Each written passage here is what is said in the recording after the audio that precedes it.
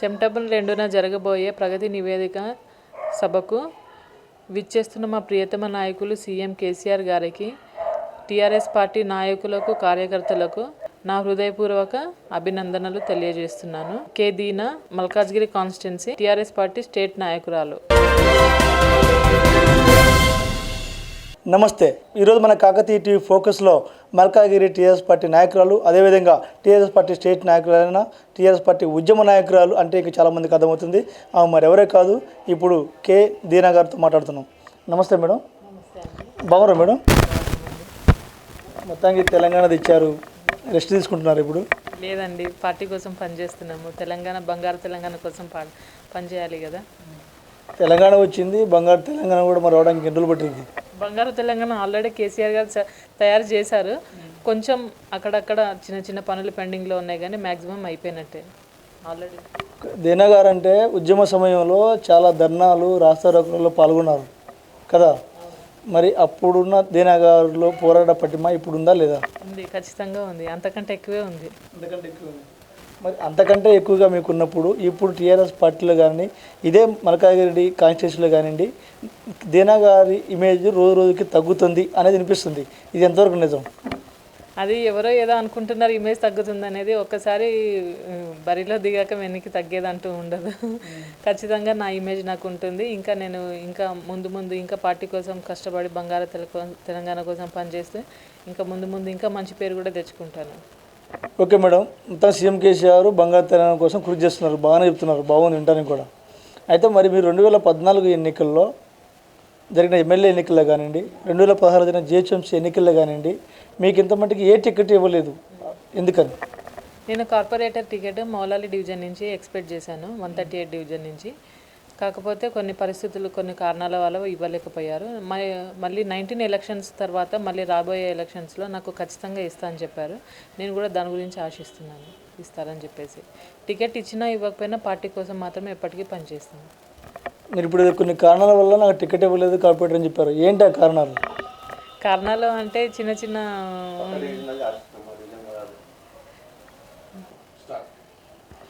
Okay madam, మరి 2014 ఎన్నికల్లో MLA ఎన్నికలు కానివ్వండి, 2016 జరిగిన జిహెచ్ఎంసీ ఎన్నికలు కానివ్వండి, మీకు టీఆర్ఎస్ పార్టీ ఎటువంటి ప్రాధాన్యం ఇవ్వలేదు. దానికి కారణమే మీకు ఎటువంటి కార్పొరేట్ టికెట్ కూడా ఇవ్వలేదు, అవునా కాదా?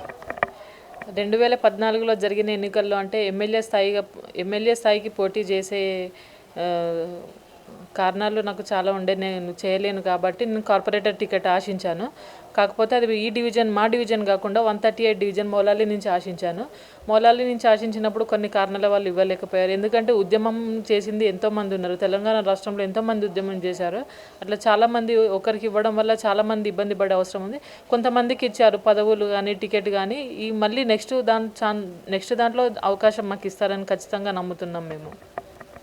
మీరు అసలు టీఆర్ఎస్ పార్టీ ఉద్యమాలు ఎప్పుడు పాల్గొన్నారు? మీ ప్రొఫెషన్ టీఆర్ఎస్ పార్టీలో ఎప్పుడు జరిగింది? 2009లో కేసీఆర్ గారు దీక్షకు కూర్చున్నప్పుడు, అప్పుడు జరుగుతున్న ఓయూ క్యాంపస్లో గొడవలు అవన్నీ చూడడం వల్ల నేను టీవీలో న్యూస్లో చూశాను. దాని తర్వాత నేను చాలా ఇన్స్పైర్ అయ్యాను. అరే, ఇంతమంది బిడ్డలు కష్టపడుతున్నారు తెలంగాణ సాధించుకోవడం కోసము, ఇంతమంది బయటికి వెళ్తున్నారు, నేను కూడా వెళ్ళాలి అని చెప్పేసి అది నేను ఇన్స్పైర్ అయ్యి చూసి నేను ఉద్యమంలోకి రావడం జరిగింది. నా ఇంట్లో చిన్న పిల్లలు ఉండి కూడా నేను వాళ్ళందరినీ వదిలిపెట్టుకొని, నేను బ్యూటీ అడ్వైజర్గా జాబ్ చేసేదాన్ని. నా జాబ్ను వదులుకొని తెలంగాణ మీద ప్రేమతో, అభిమానంతో తెలంగాణ సాధించడం కోసం నా వంతు పాత్ర పోషించాను నేను. సరే, ఓకే. మరి ఇప్పుడు మీరు ఉద్యమం చేశారు, ఇప్పుడు తెలంగాణ వచ్చింది, మరి మీకు ఏమనిపిస్తుంది? ఇప్పుడు బంగారు తెలంగాణ చేయాలి. బంగారు తెలంగాణ చేయడానికి ఉన్న బంగారం సరిపోద్దా, ఇంకెక్కడ బయట నుంచి బంగారం తేవాలా? బయట నుంచి తెచ్చే అవసరం లేదు, ఉన్నదాన్ని డెవలప్ చేసుకుంటాం. ఓకే మేడం, మరి మీరు తెలంగాణ ఉద్యమంలో పనిచేశారు కాబట్టి మీరు ఎప్పుడెప్పుడు పాల్గొన్నారు ఉద్యమంలో? అంటే ఏ సంఘటనలు, ధర్నాలు, రాస్తారోకోలు, ధర్నాలు చాలా చేసాము. మిలియన్ మార్చ్లో ఉన్నాను. రైలు రూకో చేసినప్పుడు 2 సార్లు ఉన్నాను. ఆ రైల్వే కేసులు కూడా నా మీద ఉన్నాయి. మిలియన్ మార్చ్, రైలు రూకో ఒకటి, వంట వార్పు, చాలా ప్రోగ్రాంలు ప్రతి ఒక్క ధర్నాలో ఉండేదాన్ని నేను. ప్రతి రాస్తారోకో చేసినప్పుడు ఉదయం వెళ్ళినప్పుడు మేము అరెస్టులు చేస్తే సాయంత్రం వరకు పోలీస్ స్టేషన్లో ఒక మహిళని నేను ఇక్కడ మల్కాజ్గిరి కాన్స్టిట్యున్సీ నుంచి ఎంతోమంది వందల మంది మగవాళ్ళ మధ్య ఒక మహిళని నేను కూర్చునేదాన్ని. నన్ను చూసి ఎంతోమంది నవ్వుకొని చులకన చేసిన వాళ్ళు ఈరోజు అందరూ నోర్లు మూసుకునేలాగా చేసి చూపించాం, తెలంగాణ తెచ్చుకున్నాం, సాధించుకున్నాం కాబట్టి ఇప్పుడు వాళ్ళందరి ముందు మేము గొప్పగా ఫీల్ అవుతుంటాం. ఓకే రైట్, మీరు ఉద్యమాలు పనిచేశారు, బాగానే ఉంది. మరి ఎమ్మెల్యే టికెట్ ఇవ్వలేదు, సభ్యుడి టికెట్ ఇవ్వలేదు, ఇంత కారణాలు చెప్పారు. మరి కనీసం 2019 ఎన్నికలు రాబోతున్నాయి. మరి 2019 ఎన్నికల్లో మీ పాత్ర ఏ విధంగా ఉండబోతుంది? మా పాత్ర అంటే పార్టీ ఎవరికి టికెట్ ఇచ్చినా ఖచ్చితంగా యాక్టివ్గా పనిచేస్తాము. పార్టీ కోసం మేము పార్టీకి కట్టుబడి ఉంటాము. నా వంతు పాత్ర నేను ముందుగా ఉండి పోషిస్తాను. మీరు తెలంగాణ ఉద్యమంలో పనిచేశారు, టీఆర్ఎస్ పార్టీలో కొనసాగుతున్నారు. కానీ ఇదే మల్కాగిరి నియోజకవర్గంలో మిమ్మల్ని కాన్స్టిట్యూన్సీ ఇన్ఛార్జ్ నుంచి ఎందుకు తొలగించాల్సిన పరిస్థితి వచ్చింది? తొలగించలేదు. ఏ పోస్ట్ ఇచ్చినా కూడా కనీసం 2 సంవత్సరాలు ఉంటుంది.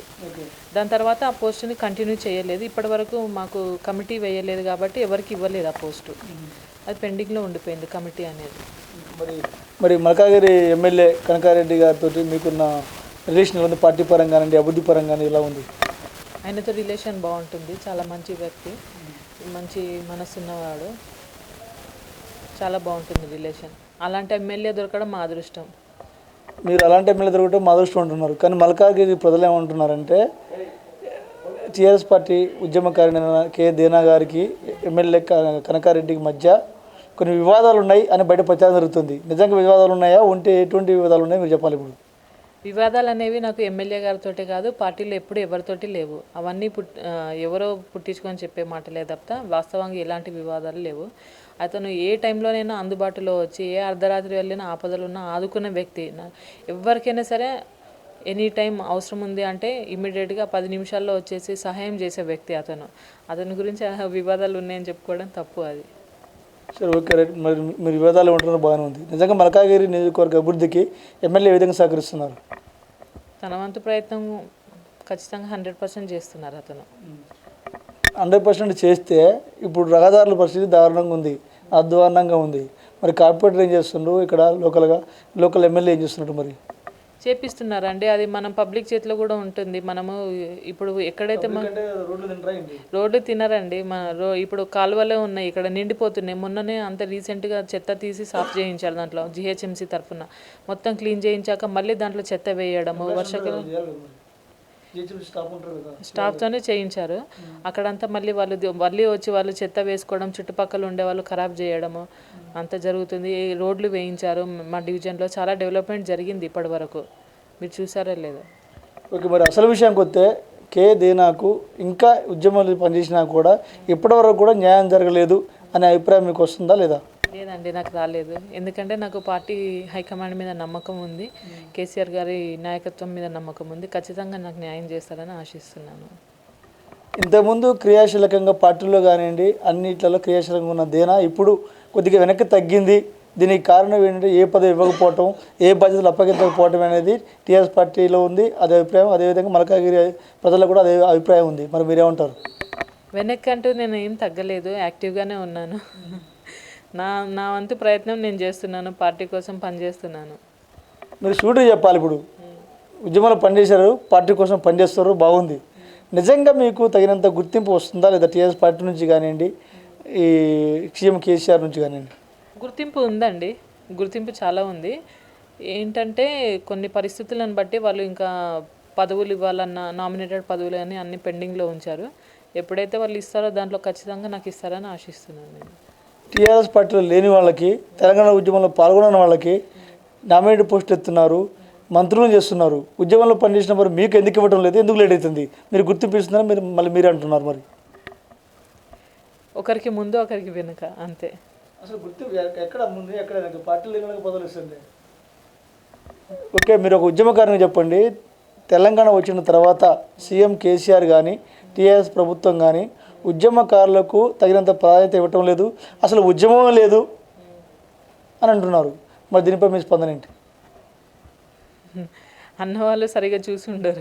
ఎందుకంటే ఉద్యమం లేకపోవడం అండి, ఎంత కష్టపడి ఉంటాయి, ఎన్ని ప్రాణాలు బలిదానాలు జరుగుతాయి. ఎంతో కష్టపడి అందరూ పోలీస్ స్టేషన్ కేసులు పెట్టి, మేము రైల్వే కేసులు పడి పోలీస్ స్టేషన్లలో తన్నులు తిని లాఠీ చార్జీలు చేసి మా మీద ఎన్నో విధాలుగా బాధలు పడి ఎంతో కష్టపడి తెలంగాణ సాధించుకున్నాము. ఉద్యమం లేదు అనేయడం తప్పు మాట అండి. అది ఉద్యమం ఉంది, ఉద్యమంలో తెలంగాణ వచ్చింది. తెలంగాణ వచ్చిన తర్వాత ఇప్పుడు నడుస్తున్న తెలంగాణలో వచ్చి ఇప్పుడు జరిగిన ఎన్నికల్లో కానివ్వండి, ఇప్పుడు వచ్చే ఎన్నికల్లో కానివ్వండి, ఈ ఉద్యమం ఊసేయలేదు, ఉద్యమంలో పని చేసినా చేయకున్నా గెలుపు గొర్రెలకే టికెట్లు ఇస్తాము అనే దిశగా తెలంగాణ ప్రభుత్వం వెళ్తే, తెలంగాణ టీఆర్ఎస్ పార్టీ వెళ్తుంది, సీఎం కేసీఆర్ వెళ్తున్నారు. మరి మీ ఒక ఉద్యమకారునిగా దీనిపై మీ స్పందన ఏంటి? పార్టీకి అందరూ కావాలి, కష్టపడే వాళ్ళు. వాళ్ళ దగ్గర ఎట్లా అంటే వాళ్ళు వేరే పార్టీల నుంచి వచ్చినా కూడా ఈ పార్టీలో అవకాశం ఇవ్వడం అనేది కేసీఆర్ గారి గొప్పతనం. అది ఓకే, అందరికీ అవకాశం ఇవ్వాలి, అందరం తీసుకుంటే బాగుంటుంది, కేసీఆర్ గొప్పతనం బాగానే ఉంది. కానీ ఉద్యమకారులకి మరి వెనక్కి వెళ్ళిపోవాల్సిన పరిస్థితి వస్తుంది. మరి దీన్ని ఎలా చూడాలి?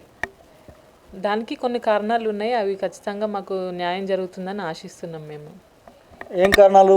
ఫైనాన్షియల్ పొజిషన్ లేకపోవటమా, లేకపోతే అధిష్టాన ఆశీస్సులు లేకపోవటమా? ఈ రెండింటిలో ఏ కారణం అనుకోవాలి? మీరు అనుకుంటున్నట్టుగా కాదు. ఆర్థికంగా నాకు లేకపోయినా అధిష్టానం అండదండలు నాకు పూర్తిగా ఉన్నాయి. కాబట్టి నాకు ఖచ్చితంగా వారు న్యాయం చేస్తారని నమ్మకం ఉంది. ఎందుకంటే తెలంగాణ ఉద్యమంలో పనిచేసిన విషయము కేసీఆర్ గారికి, పార్టీ నాయకులకి చాలామందికి తెలుసు కాబట్టి నేను నమ్ముతున్నాను. ఓకే మేడం, మరి మీ ఎడ్యుకేషనల్ బ్యాక్గ్రౌండ్ ఏంటి? మీ కుటుంబ నేపథ్యం ఏంటి? నా ఎడ్యుకేషన్ ఇంటర్మీడియట్ అండి, నేను పెద్దగా చదువుకోలేదు. నా కుటుంబ బ్యాక్గ్రౌండ్ అంటే నా ఫాదర్ రైల్వే ఎంప్లాయీ, ఇక్కడ మాకు దగ్గరలోనే ఉంటారు. మేము 5 పిల్లలం, మేము మా మమ్మీ డాడీకి 3 ఆడపిల్లలు 2 మగ పిల్లలు అన్నమాట. నేను లవ్ మ్యారేజ్ చేసుకున్నాను, ప్రేమ వివాహం చేసుకున్నాను. ముస్లింని. ఓకే, నేను క్రిస్టియన్ యాక్చువల్గా, నా హస్బెండ్ ముస్లిం, లవ్ మ్యారేజ్ చేసుకున్నాము. Okay right. మరి అసలు నిజంగా మీకు తెలంగాణ ఉద్యమంలో పాల్గొనాలని మీకు ఎందుకు అనిపించింది అసలు? ఎందుకంటే ఎంతోమంది తెలంగాణ కోసము ప్రాణాలు ఇస్తుండడం నేను చూశాను. కేసీఆర్ గారి దీక్షతోటి నేను ఇన్స్పైర్ అయ్యాను చూసి. ఇంతమంది తెలంగాణ కోసం పోరాడుతున్నప్పుడు నేను ఎందుకు ఇంట్లో ఉండాలని చెప్పి నాకు ఒక బాధ అనిపించింది. ఫీలింగ్ రావడంతో నేను ఉద్యమం కోసం బయటికి రావాల్సి వచ్చింది. తెలంగాణ అంటే నాకు చాలా అభిమానం. మన రాష్ట్రం, మన తెలంగాణ, మనకంటూ న్యాయం జరగాలి, ఎంతోమంది పేదవాళ్ళ వాళ్ళ జీవితాల్లో వెలుగు నింపాలి, తెలంగాణను బంగారు తెలంగాణ చేసుకోవాలనే ఆశతోటి నేను వచ్చాను. మరి ఇప్పుడు సీఎం కేసీఆర్ ఉద్యమకారుడు, ఇప్పుడు సీఎం అయ్యాడు, తెలంగాణ ప్రభుత్వం ఉంది, నామినేటెడ్ పోస్టులు చాలా ఉన్నాయి, చాలామందికి ఇస్తున్నారు. మరి మీరు ఇప్పుడున్న సార్ నాకు ఈ ఉద్యమంలో పనిచేసిన విషయం మీకు తెలుసు కాబట్టి నాకు ఈ పదవి ఇవ్వండి, ఈ చైర్మన్ పోస్ట్ ఇవ్వండి, ఈ నామినేటెడ్ పోస్ట్ ఇవ్వండి అని ఇప్పుడు అడిగారా లేదా మీరు? ఖచ్చితంగా అడిగాను నేను, తప్పకుండా చేస్తామని చెప్పారు. నాకు ఆ నమ్మకం ఉంది. ప్రభుత్వం వచ్చి 5 years కంప్లీట్గా అవుతుంది, మళ్ళీ ఎన్నికలు రాబోతున్నాయి, ఇంకా నమ్మకం భ్రమలో ఉంటే ఎట్లా? ఇంకెప్పుడు ఇస్తారు సార్, ఎప్పుడు ఇస్తారు సార్, నాకు ఎప్పుడు వస్తుంది సార్ అడగాల. ఆ విధంగా అడిగారా లేదా మీరు?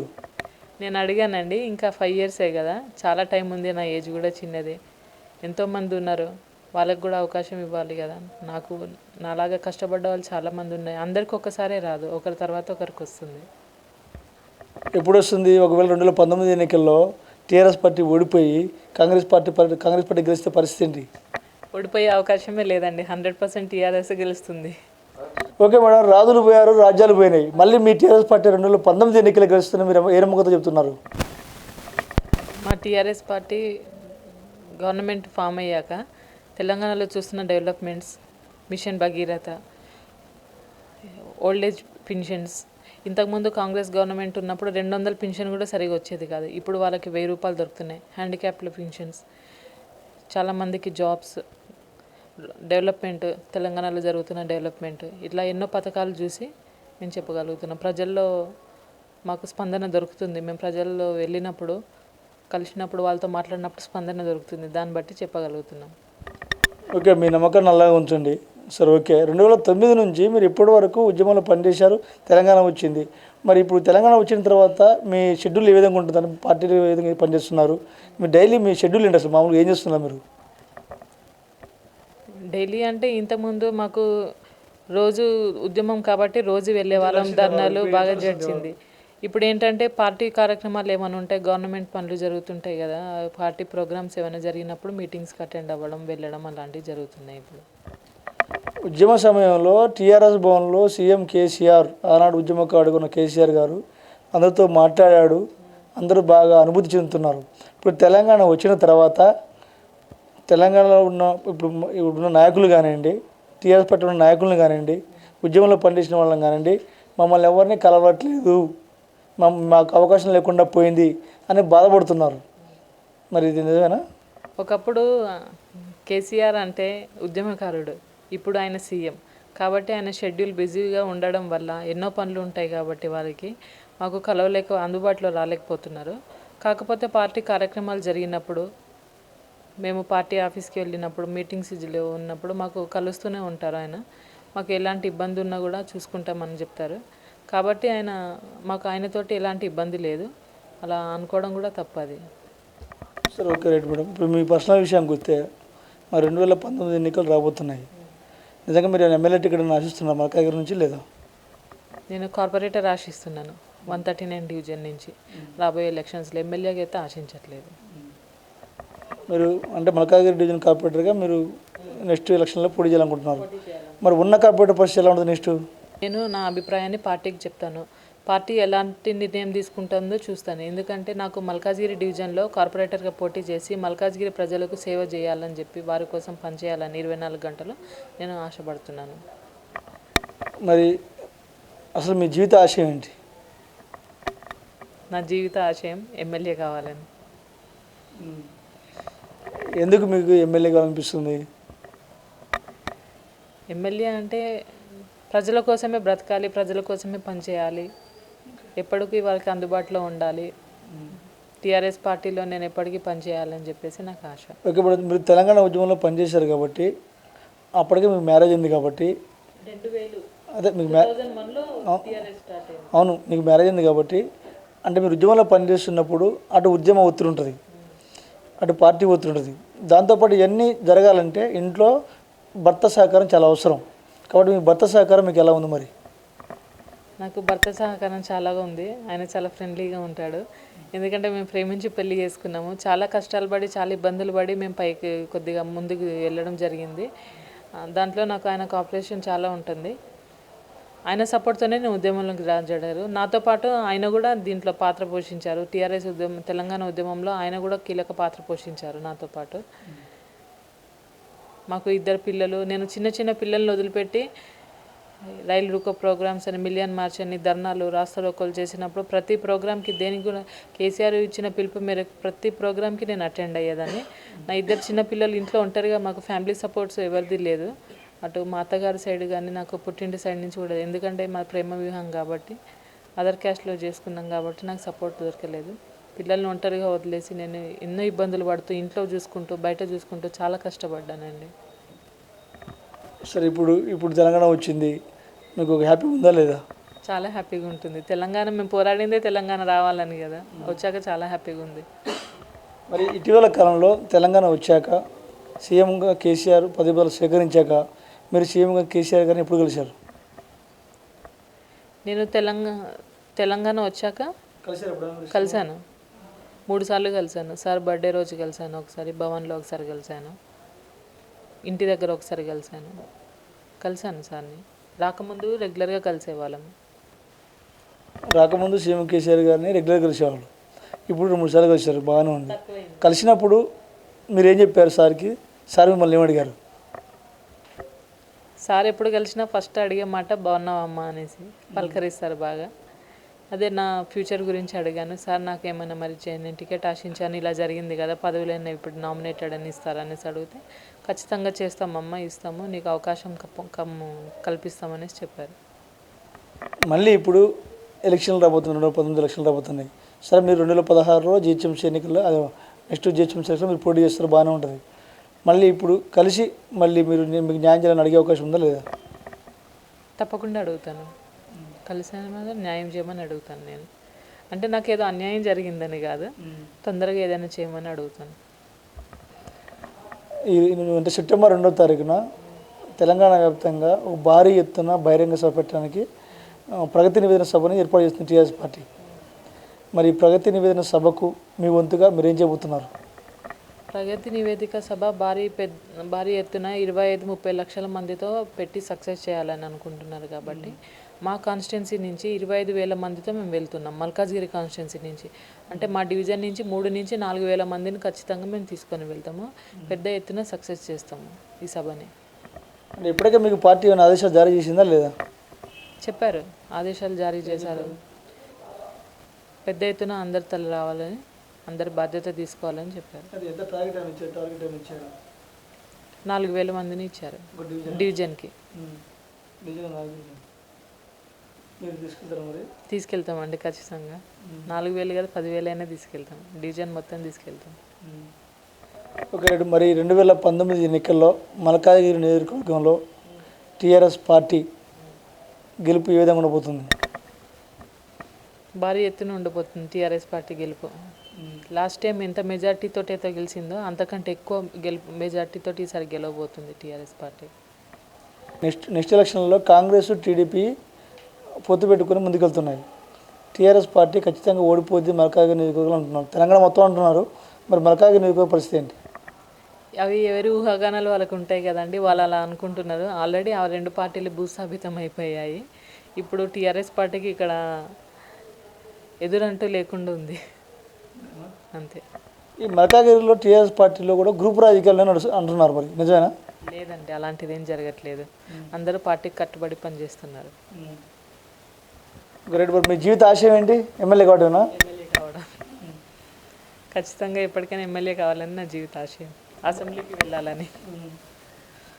అసెంబ్లీకి వెళ్ళాలి. ఓకే, మరి నెక్స్ట్ లాస్ట్ చివరిగా మీరు సీఎం కేసీఆర్ గారిని ఎప్పుడు కలవబోతున్నారు? అవకాశం ఎప్పుడు దొరుకుతుందో చెప్పలేము. మీరు మన మీడియా ముఖంగా సీఎం కేసీఆర్ గారికి ఏమైనా చెప్పాలనుకుంటున్నారా? చెప్పాలనుకుంటే చెప్పండి.